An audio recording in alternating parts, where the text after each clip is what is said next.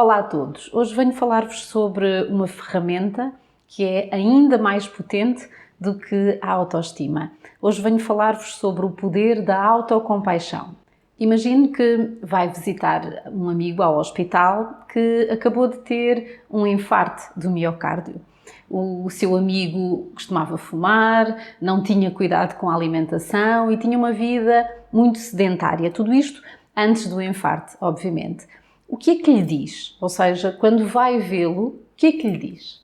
Até que ponto é que se imagina capaz de chegar ao pé do seu amigo e chamar-lhe nomes, chamá-lo de estúpido, de parvo, dizer-lhe que estupidez ter tido todos estes hábitos, que não tem cuidado nenhum com ele e que estava mesmo a merecer ter aquele infarto? Até que ponto é que se imagina a dizer estas coisas horrorosas a alguém de quem gosta tanto? O mais provável é que nem sequer seja capaz de se imaginar a dizer isto a um desconhecido, quanto mais a um amigo, a alguém de quem você gosta realmente. Isso tem a ver com o facto de o ser humano ser naturalmente, instintivamente, muito compassivo com as pessoas de quem gosta. Sermos compassivos com os outros, em concreto com os nossos amigos ou com os nossos familiares, não tem rigorosamente nada a ver com sentirmos pena deles. Tem a ver com vivermos com eles o seu sofrimento. De resto, sentir compaixão é sofrer com outra pessoa, reconhecer o sofrimento, a dor do outro e, de uma maneira geral, responder com bondade. Ora, a maior parte de nós somos muito mais rudes, muito mais agressivos connosco mesmos em resposta ao nosso próprio sofrimento. É muito mais fácil sermos compassivos com os outros do que connosco. E, no entanto, a autocompaixão é precisamente uma ferramenta poderosíssima para conseguirmos lidar com o nosso sofrimento, para conseguirmos responder com sucesso, com brevidade, à maior parte das adversidades que possam surgir na nossa vida. Uma das coisas que a autocompaixão nos permite é sentir tudo, ou seja, sentir o que houver a sentir num determinado momento, mesmo que o que quer que tenha acontecido nos traga, por exemplo, vergonha, desilusão, tristeza, medo, todas as emoções que, de uma maneira geral, fazem com que digamos a nós mesmos: eu não devia estar a sentir isto. Ora, a autocompaixão permite-nos aceitar todas estas emoções, que é diferente de alimentar cada uma delas, mas basicamente é permitirmos-nos sentir. Da mesma maneira que, e voltando ao exemplo que eu dava no início desta conversa, na medida em que o nosso amigo esteja triste, esteja profundamente triste, nós damos-lhe autorização para sentir isso. Nós permitimos que assim seja e estamos lá para ele ou para ela. Sermos compassivos é exatamente isso, ou seja, é reconhecermos aquilo que a outra pessoa está a passar, aquilo que a outra pessoa está a sentir, reconhecermos o quão duro deve ser estar a passar por aquela experiência, mesmo que nós próprios nunca a tenhamos vivido, e responder com bondade, ou seja, dizer: sabes, isto deve estar a ser duro, mas eu estou cá para ti, eu vou estar cá para ti. E se nós podemos fazer isto em relação às pessoas de quem nós gostamos, na prática nós podemos responder exatamente da mesma maneira em relação a nós mesmos, dirigindo na nossa direção este tipo de discurso, por oposição às críticas ferozes que tantas vezes dirigimos a nós mesmos quando já estamos em sofrimento e acrescentando aqui ainda mais dor absolutamente desnecessária. Durante muito tempo, na psicologia, investiu-se muito nas investigações à volta da promoção da autoestima. Mas a verdade é que a autoestima não nos protege, por exemplo, da sensação de vergonha ou de inadequação quando somos mal-sucedidos, quando acontece alguma situação embaraçante. A verdade é que é a autocompaixão, é o poder da autocompaixão que faz com que nos sintamos muito mais capazes de reagir com bravura a qualquer uma destas situações em que nos sintamos mais vulneráveis. Depois, a autocompaixão é ainda uma forma de nos sentirmos bem connosco, sem precisarmos de nos compararmos rigorosamente com ninguém. De uma maneira geral, quando nós falamos na promoção da autoestima, nós falamos no reconhecimento do valor daquela pessoa, no reconhecimento das áreas da vida em que aquela pessoa é boa ou é melhor do que a média. Isso pressupõe que aquela pessoa tenha de sobressair por comparação com as pessoas que estejam à sua volta. Quando nós falamos da autocompaixão, nós não falamos de qualquer exercício de comparação.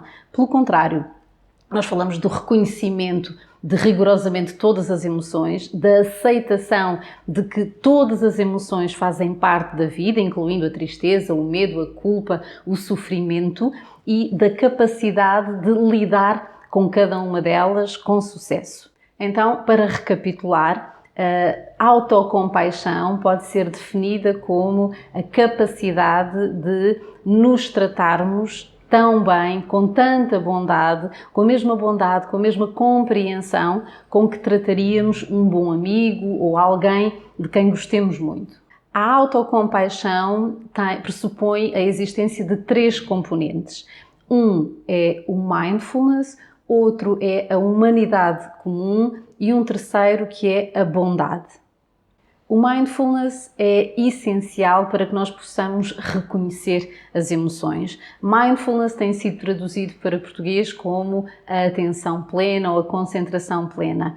De novo, se nós quisermos ajudar um amigo, em primeiro lugar, que esteja em sofrimento, em primeiro lugar nós vamos precisar de reconhecer esse sofrimento. Se a pessoa de quem nós gostamos estiver a passar por um divórcio, a enfrentar uma situação de desemprego, nós só vamos conseguir estar lá para ele ou para ela na medida em que consigamos reconhecer que aquela situação é difícil, mesmo que, insisto, nós próprios não tenhamos passado por aquilo.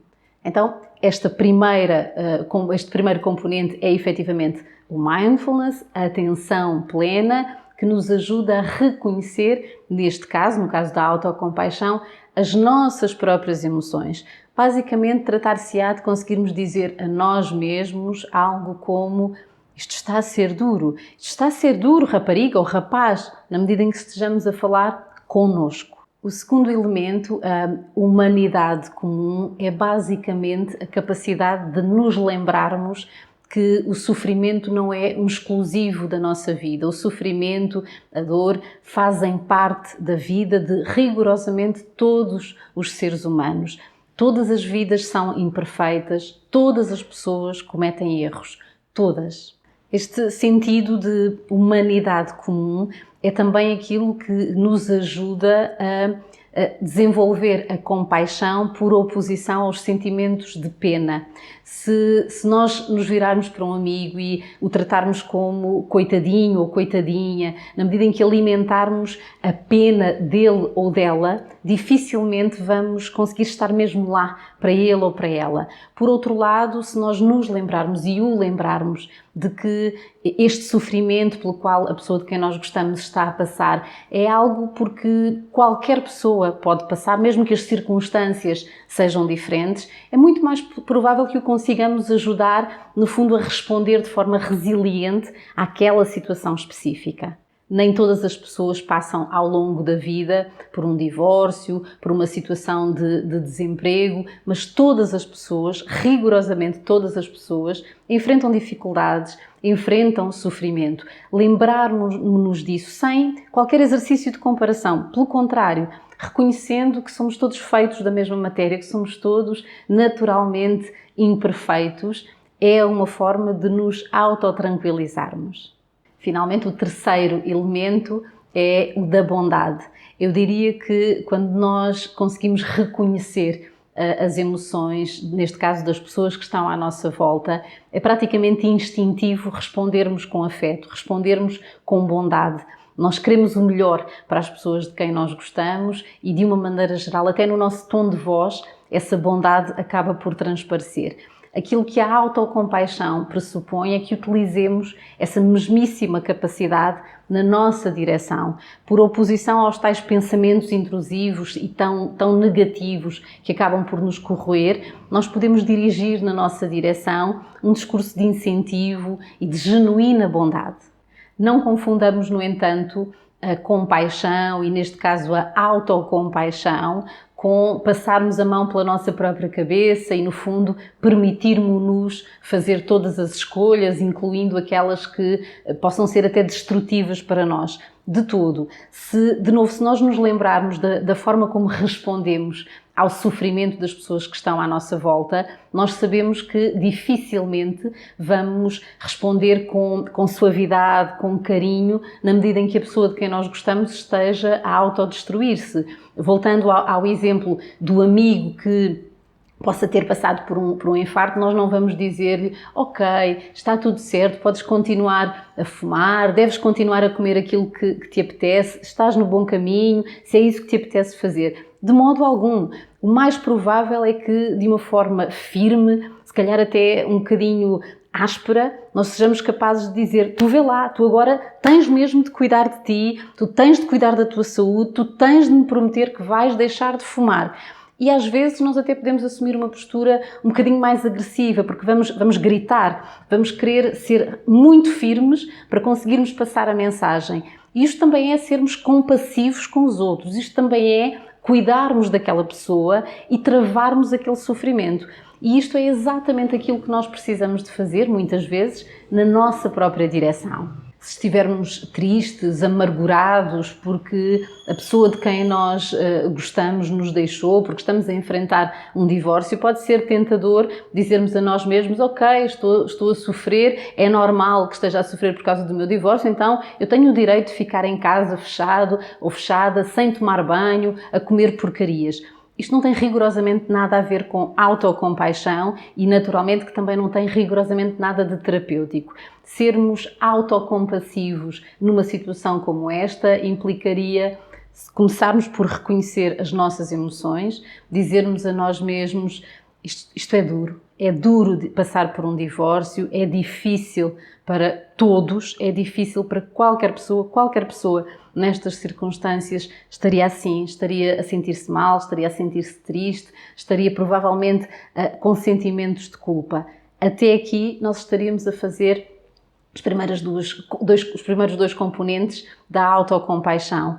Responder com bondade, neste caso, e na medida em que nos apetecesse comer porcarias, não tomar banho, ficarmos fechados em casa, implicaria muito provavelmente dizer: ok, sabes, é isto que te apetece, mas não é isso que podes fazer. Tu precisas de cuidar de ti, mais do que nunca mereces cuidar de ti, e isso passa por tomares banho, isso passa por saíres de casa, isso passa por fazeres exercício físico, cuidares da tua alimentação.